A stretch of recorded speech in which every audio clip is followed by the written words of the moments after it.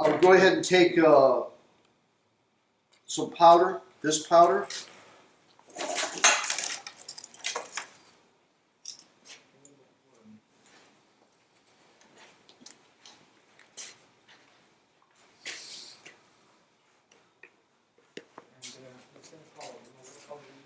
It's putty. Yep. Remember this color pack is to do half a bag, right? So that's 25 pounds. So this is just a little bit. So what I'm going to do is I'm going to take some of this color pack.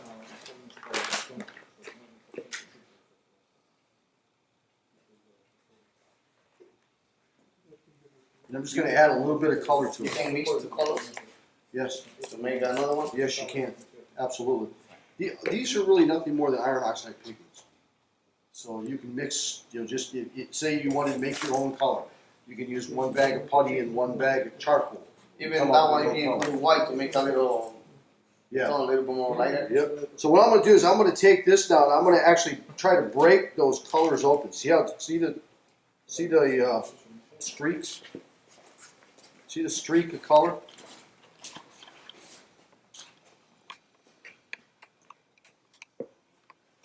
See the colors breaking? So what I do is I try to work those colors where they're actually breaking open into it. Now, what some guys like to do is they'll take that same color pack and they'll put it in a coffee grinder and they'll make a powder out of it. And then they can know that everything is going to be broken up.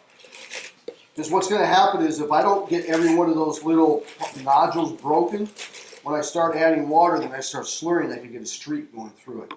Now to check to see if I have enough color in here, after I do that,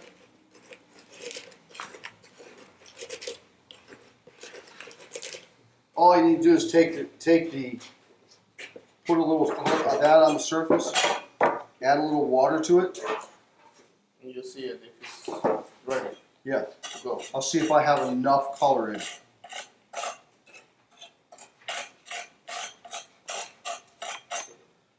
You see how see it break open?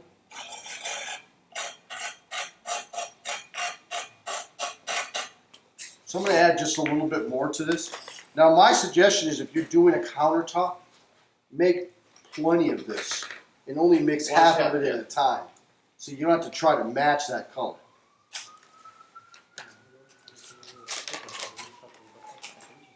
And you're going to have a variation in color if you do that. If you do that.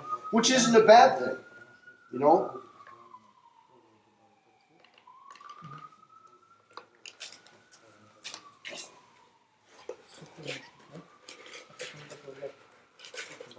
So I'm going to say that that's going to be good enough. I'm just going to add some water and go with it. You want this to be like a peanut butter consistency when you're done with it.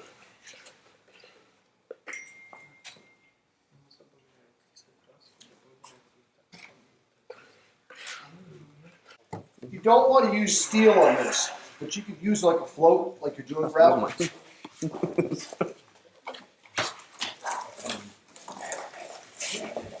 You can use rubber floor, right? Yeah, you could. You don't want to leave a lot of this on, because if you leave a lot on, once it dries, it is hard. So that means you got to work that much harder to get it off. You can clean with a sponge or something like that? No. You can do it just like you do grout on a tile if that's what you want to do. The only problem with using a sponge is it takes some out of it, every time you do it. Now sometimes I'll go ahead and take even the foam, especially if it has the tape still on it.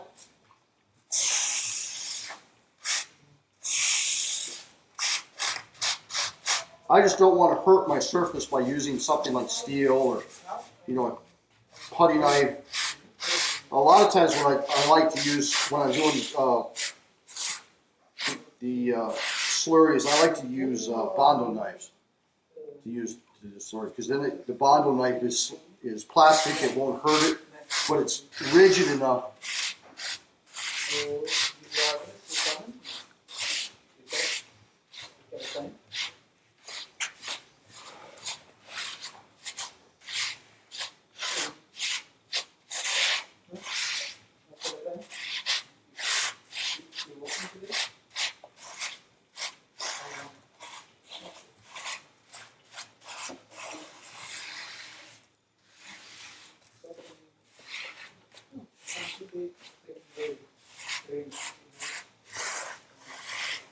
just take my hand and come back over it.